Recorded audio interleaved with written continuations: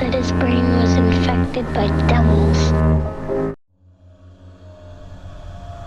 Cuando suceden situaciones en otros países, a veces tendemos a opinar sin saber realmente lo que está sucediendo. Ejemplos de estos sobran, mayormente en países de habla hispana, cuando ocurren temas relacionados al crimen organizado.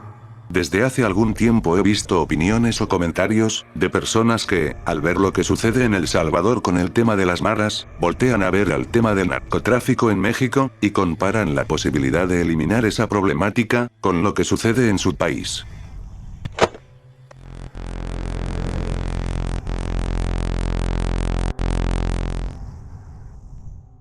Si obviamos la ventaja enorme que supone tener el respaldo del gobierno en turno y de otras organizaciones, surge la pregunta: ¿por qué un estado entero no puede hacerle frente a una organización a la que superan en número? No es necesario imaginarse la respuesta, pues, como habrás visto, la realidad supera la ficción. Y un pueblo de México se encargó de responder la pregunta. ¿Y si el pueblo se rebela contra el narco? Las organizaciones criminales más famosas de México van desde el Cártel de Sinaloa, los Zetas, y desde la década pasada, el Cártel Jalisco Nueva Generación. Estas organizaciones han sido los protagonistas de algunos de los capítulos más trágicos en la historia del país.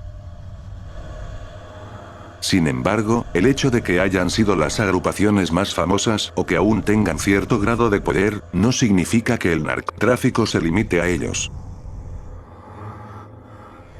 Michoacán es un estado que se encuentra en la región centro-occidente del país.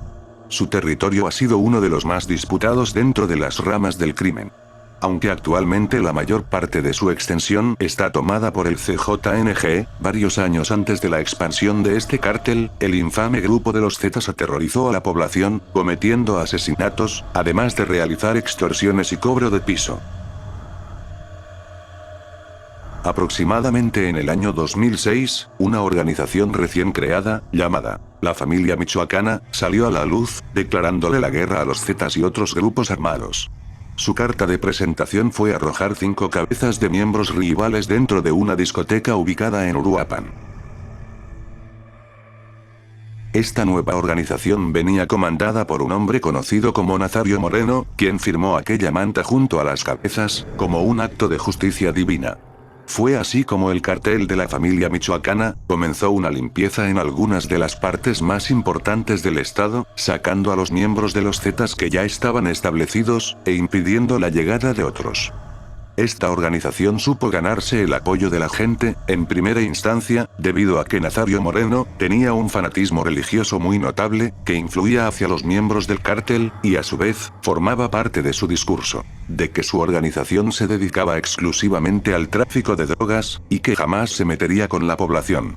Aunque esta táctica no duró mucho, pues se comenzó a dar la extorsión y el cobro de piso, pero esta vez bajo la excusa de que era mandato divino. Para el año 2010, la familia comenzó a fracturarse, y terminó por dividirse luego de que el Chayo fingiera exitosamente su muerte. Para el año 2011, empezaron a aparecer mantas que indicaban la aparición de otra organización. Esta vez se llamaba Los Caballeros Templarios. Si la situación de Michoacán con los miembros de la familia era mala, bajo el control de los templarios, las cosas se pusieron mucho peores. Michoacán se convirtió en un baño de sangre.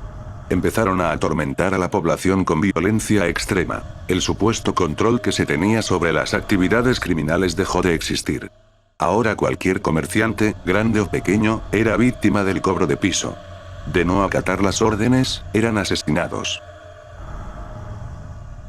De igual manera, fue acá cuando las infames estatuas de San Nazario comenzaron a aparecer.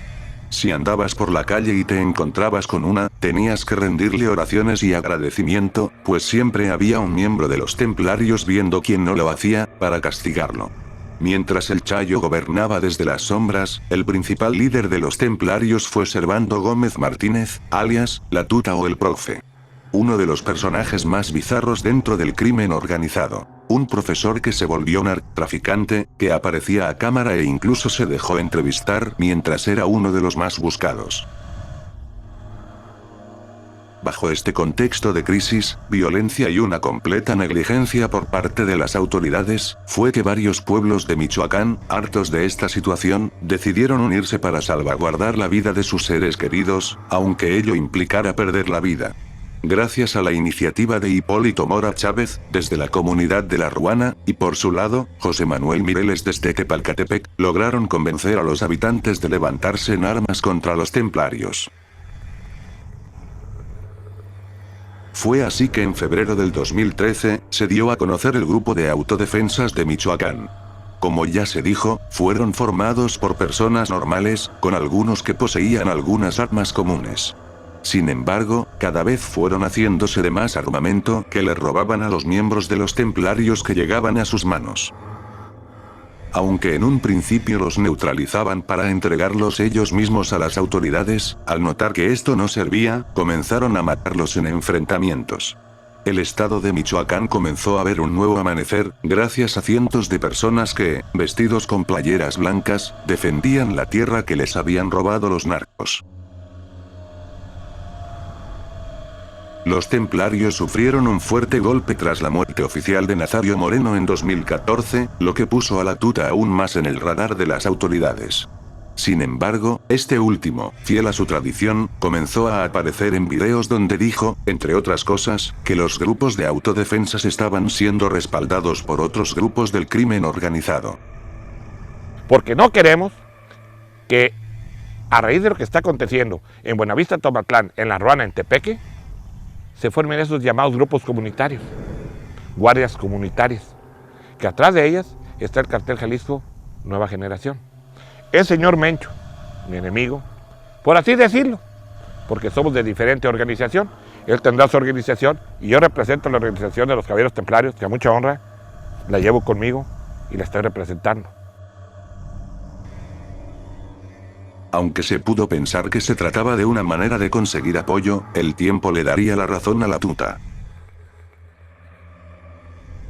En la aparición de las autodefensas en el documental Tierra de Cárteles de 2015, se pudo ver que poco a poco, la corrupción empezó a llegar al grupo, pues varios miembros aprovechaban a robar a otros habitantes cuando hacían registros de propiedades.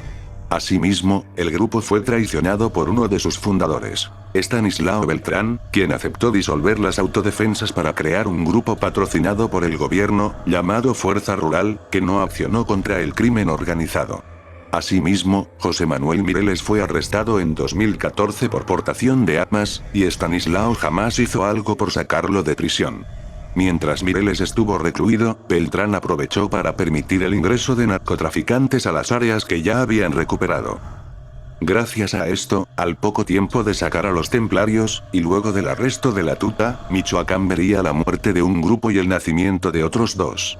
De los infiltrados nacieron los Viagras, liderado por Nicolás Sierra Santana, quien aparece en el documental antes mencionado. El cartel de Tepalcatepec, liderado por Juan José Farías Álvarez, conocido como el Abuelo, quien en un inicio se hizo pasar como un líder más de las autodefensas, e incluso llegó a aparecer en la televisión defendiéndose de las acusaciones de narcotráfico. La DEA ofrece una recompensa de 5 y 10 millones de dólares por información que lleve a la captura de estos criminales. La formación original de las autodefensas quedó extinta.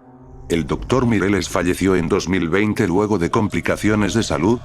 Estanislao Beltrán se retiró de la vida pública y se mudó al norte de México. Se dijo que mantuvo una estrecha relación con el líder de los Viagras, y permitió la infiltración de otros miembros al Estado. Finalmente, el hombre fundador de las autodefensas, Hipólito Mora, fue quien tuvo el final más trágico de los tres. Mora fue el único que se mantuvo fiel a su ideología inicial de defender Michoacán a como diera lugar, volviéndose incómodo para los criminales y miembros del gobierno, pues él denunció abiertamente la colaboración de estos dos. Tras sobrevivir varios atentados, la muerte finalmente alcanzó a Hipólito Mora el 29 de junio del 2023. Fue emboscado por más de 25 sicarios que lo acribillaron en la vía pública. Murió junto a sus escoltas, y los criminales le prendieron fuego al vehículo, marcando el final del líder de las autodefensas.